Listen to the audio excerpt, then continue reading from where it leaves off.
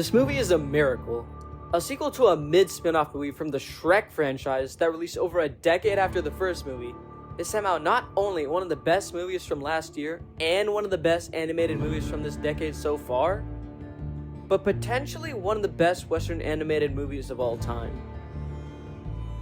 It's actually crazy how this movie exists in this day and age, where animated movies are struggling to deliver strong, compelling stories with fleshed out, interesting characters and unique and gorgeous animation. Two of the kings of Western animation, Disney and Pixar, have contributed to the slump in Western animation, with barely any successes in the last 3 years, and the only notable standouts being Soul and Encanto. But even then, these movies use the same generic 3D animation that both Disney and Pixar have become accustomed to using. The one animated movie that balances the holy trinity of story, characters, and animation, and set a new high for animated movies in doing so, is of course, Spider-Man Into the Spider-Verse. Since Spider-Verse, no mainstream animated movie has balanced these three elements, that is, until Puss in Boots: The Last Wish came along. The Last Wish follows Puss in Boots, a daring adventurer with a streak for selfishness, but when Puss discovers he's on his ninth and final cat life, he becomes fearful of his enemies and old sword-swinging ways, so he seeks the wishing star to grant him more lives. Along Puss in Boots' journey, he finds companionship in an old love interest named Kitty Softpaws, and the endlessly optimistic dog Perito. They compete against Goldilocks and Jack Horner, who seek the wishing star for themselves, as well as the Wolf, a terrifying foe whose one mission is to take Puss in Boots' final life. This movie is everything and more. It has a tightly constructed, well-written main plotline about Puss grappling with the fear of old age and the inevitability of death, and a just as well-written subplot about Goldilocks and the importance of found family that doesn't take up too much screen time or make you forget about the main plot. It has multiple well-written, downright lovable, and even interesting characters that never become annoying or hateable. It even has goddamn gorgeous animation that I don't think I've seen on this level since, yet again, Spider-Verse. If it seems like I'm comparing this movie to Spider-Verse a lot, it's because I genuinely think this is the only movie that's come even remotely close to Spider-Verse's level of quality in the last 5 years. And that alone should tell you all you need to know about this movie. Hell, this movie even has something that most animated movies in the last half-decade have pretty much abandoned. Actual villains. Villains in animated movies help by being a driving force in the protagonist's character development, with their goals directly conflicting against the protagonist. They don't seem like they add much to a movie, but they do. Imagine The Lion King without Scar, Aladdin without Jafar. Even going back to the Shrek franchise, imagine Shrek 1 without Farquaad. You can't because they're such essential parts of the story, and because they're actual characters that try to prevent the main characters from reaching their goals, instead of some unseen and invisible thematic force like in Frozen 2 or Encanto, they have actual personalities and feel more menacing and intimidating. Now that being said, you still need intimidating and entertaining villains for their existence to truly feel justified. So I'm very thankful that this movie has not only one, but two of the most interesting and entertaining villains I've seen in an animated movie in a while. Jack Horner is an absolute psychopath with some of the funniest lines in the whole movie, and his interactions with Jiminy Cricket are downright hysterical. I never had much as a kid. Just loving parents, and stability in a mansion, and a thriving baked goods enterprise for me to inherit. Useless crap like that. But one thing that will make me happy.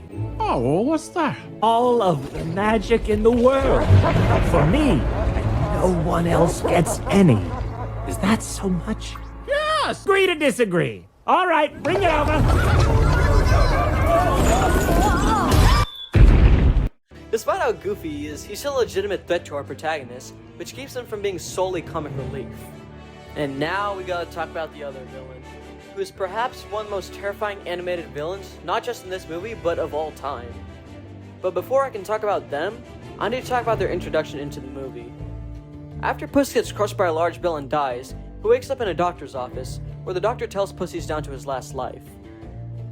What's interesting about this scene is that when the doctor tells Puss this, he blows out the candle he's holding to signal how close to death Puss is, which doesn't seem significant at first, but foreshadows something later. After his visit at the doctor's office, Puss in Boots goes to a bar to blow off steam while drowning his sorrows in leche. Always the best decision to make while distressed.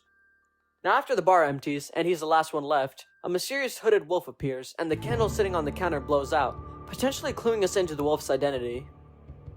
Puss assumes the wolf is a bounty hunter, aiming to claim the bounty on his head, and prepares to fight him. Now, earlier in the movie, Puss claims he's never been touched by a blade and never lost a fight, but in the ensuing battle, Puss gets obliterated, even being nicked by a blade for the first time ever. His life flashes before his eyes before he escapes through the tavern's toilet, cluing us once more into who the wolf might actually be. After that, throughout the movie, the wolf is seen stalking Puss until eventually, he finally catches up with him and his true identity is revealed. And the wolf turns out to be the embodiment of death. Not only is this a crazy plot twist that increases the stakes by a lot, it's also one that makes complete sense in hindsight.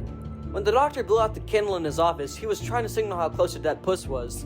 And when the candle blew out in the bar, it literally signaled how close to death he was.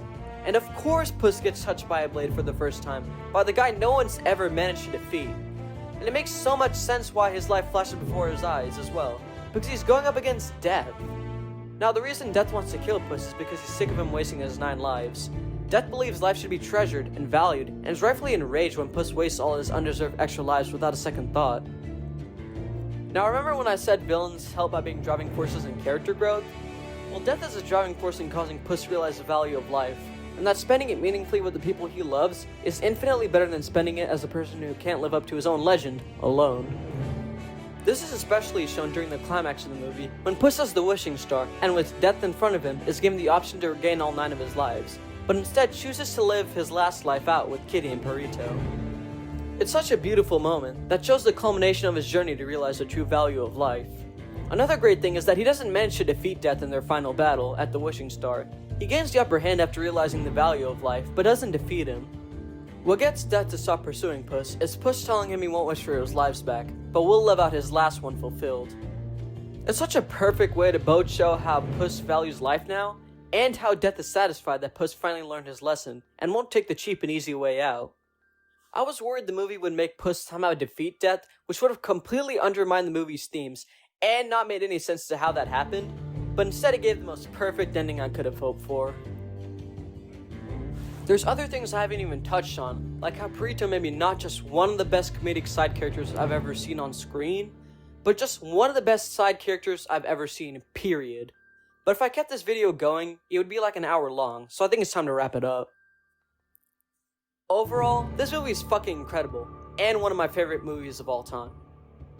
There's a stupid stigma that animated movies are only for kids, which no! There's so many animated movies that don't receive the acclaim and respect they deserve because of this stupid stigma, and I'm so happy that this movie is a shining example of why people who believe that stigma are wrong. If you haven't seen it, I'm begging you, please watch this movie. I need more animated movies like this, and not more animated trash like Velma. Hey y'all, come look at this. The school board is requiring that all girls attend a women's self-defense class to protect themselves from any future serial killers. Why don't the boys have to take a Don't Murder Girls class? Because I only have $50 in the budget to combat centuries of toxic masculinity. This movie is undoubtedly at least a 9.5 out of 10, and I genuinely can't recommend this movie enough. And I know it'll stick with me and many others for years to come. Well, I'm tired of writing, so I'm gonna call it a day here. This has been just another guy signing off to go do something else.